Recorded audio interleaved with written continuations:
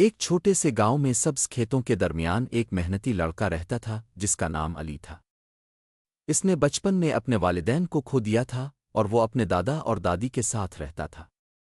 علی کی زندگی سادہ تھی اور اس کا خاندان غریب تھا، مگر علی اپنے نیک دل اور دوسروں کی مدد کرنے کی عادت کی وجہ سے مشہور تھا۔ وہ ہر دن کھیتوں میں محنت کرتا تھا اور ایک دن بڑے آدمی بننے کا خواب دیکھتا تھا تاکہ وہ اپنے گاؤں کی مدد کر سکے۔ ایک دوپہر جب علی اپنے دادا کے ساتھ کھیتوں میں کام کر رہا تھا، اس نے ایک بوڑھی عورت کو دیکھا جو اپنے کندھوں پر لکڑیوں کا بوجھ اٹھا کر آ رہی تھی۔ عورت کا چہرہ تھکا ہوا تھا اور اس کی قدموں میں تھوڑی سی کمزوری محسوس ہو رہی تھی۔ علی فوراً اس کی طرف بڑھا۔ کیا میں آپ کی مدد کر سکتا ہوں؟ علی نے پوچھا۔ بوڑھی عورت مسکرا کر بولی، بیٹے میں ٹھیک ہوں، بس تھوڑی دیر میں اپنا کام ختم کر لوں گی۔ لیکن علی نے اصرار کیا اور اس کا بوجھ الفاٹے لیا۔ بوڑھی عورت نے شکریہ ادا کیا اور علی کی مدد پر دل سے خوش ہو گئی۔ کام مکمل ہونے کے بعد بوڑھی عورت تھوڑی دیر آرام کرنے کے لیے بیٹھ گئی۔ تمہارا دل بہت نیک ہے بیٹے، مجھے لگتا ہے کہ تم ایک دن نہ صرف اس گاؤں بلکہ دور دور تک لوگوں کی مدد کرو گے۔ علی نے مسکرا کر جواب دیا، شکریہ، لیکن میں صرف وہی کرتا ہوں جو مجھے صحیح لگتا ہے۔ دوسروں کی مدد کرنا مجھے خوشی دیتا ہے۔ اس عورت کی باتیں علی کے دل میں اتر گئیں اور وہ فیصلہ کیا کہ وہ اپنی زندگی دوسروں کی مدد کے لیے وقف کرے گا۔ علی کی مدد کرنے کی کہانیاں گاؤں میں پھیلنے لگیں۔ وہ بوڑھوں کی خریداری میں مدد کرتا، بچوں کو اسکول لے جاتا اور جب بھی کسی کو ضرورت پڑتی وہ فوراً ان کی مدد کے لیے حاضر ہوتا۔ گاؤں والے علی کو صرف ایک محنتی لڑکے کے طور پر نہیں جانتے تھے، بلکہ وہ اسے ایک ایسے انسان کے طور پر دیکھتے تھے جس کا دل دوسروں کے لیے کھلا تھا۔ ایک دن گاؤں میں ایک شدید طوفان آیا۔ تیز ہوائیں چلنے لگیں اور بارش میں شدت آ گئی۔ کئی گھروں کی چھتیں الفاڑ گئیں، کھیتوں میں فصلیں تباہ ہو گئیں اور لوگ خوف و ہراس میں مبتلا ہو گئے۔ علی کے دل میں فوراً خوف آیا۔ اسے احساس ہوا کہ یہ وہ وقت ہے جب اسے گاؤں والوں کی مدد کرنی ہوگی۔ جب طوفان تھما، علی فوراً گاؤں کے گھروں میں گیا تاکہ یہ دیکھ سکے کہ کون کس حالت میں ہے۔ اس نے کئی لوگوں کو بے گھر دیکھا اور ان کے لیے فوراً پناہ دینے کا انتظام کیا۔ ہم سب کو مل کر کام کرنا ہوگا، علی نے کہا۔ ہم سب کے گھروں کو کھولنا ہوگا تاکہ کوئی بھی بے سہارا نہ رہے۔ علی کی رہنمائی میں گاؤں کے لوگ فوراً ایک دوسرے کی مدد کرنے لگے۔ کچھ لوگوں نے اپنے گھروں کو دوسروں کے لیے کھول دیا، کچھ نے کھانا فراہم کیا اور کچھ نے زخمیوں کا علاج کیا۔ گاؤں کا ہر فرد علی کے ساتھ مل کر کام کر رہا تھا۔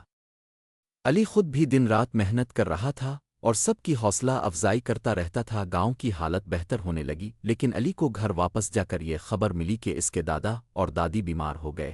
دادی کا جسم کمزور ہو چکا تھا اور دادا کی حالت بھی بگڑ رہی تھی۔ دادا دادی اب فکر نہ کریں، میں آپ کا خیال رکھوں گا، علی نے کہا۔ حالانکہ وہ خود تھکا ہوا اور پریشان تھا، دادی اور دادا کی دیکھ بھال کرنے کے ساتھ ساتھ علی گاؤں کی بحالی کے کام میں بھی حصہ لیتا رہا۔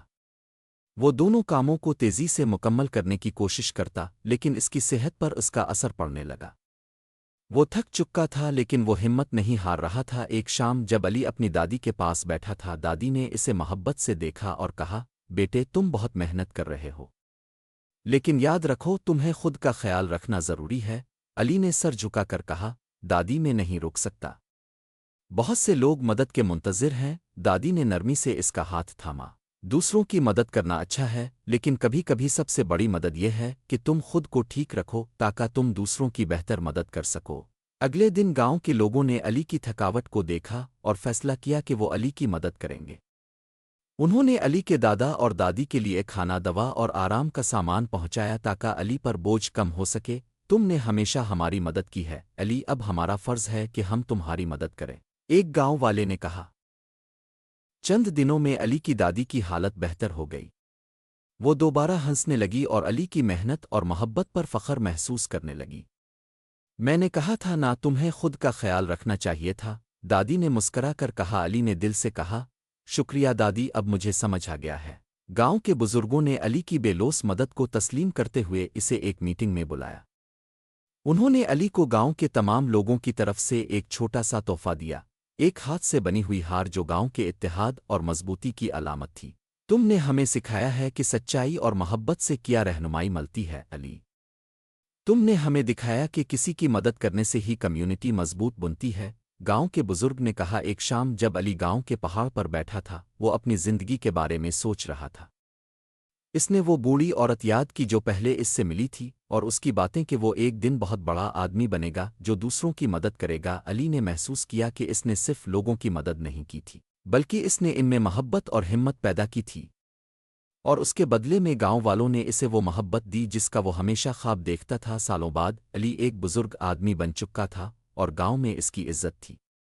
وہ اپنی زندگی کا مقصد دوسروں کی مدد میں دیکھتا تھا اور اس کا گاؤں اب ایک خوشحال اور متحد کمیونٹی بن چکا تھا۔ علی جب اپنی زندگی پر نظر ڈالتا تھا تو اسے یہ سمجھ آ گیا کہ اس کی سب سے بڑی کامیابی یہی تھی کہ وہ دوسروں کی مدد کرتا رہا، اور اس کی مدد کی وراثت اس کے گاؤں میں ہمیشہ زندہ رہے گی۔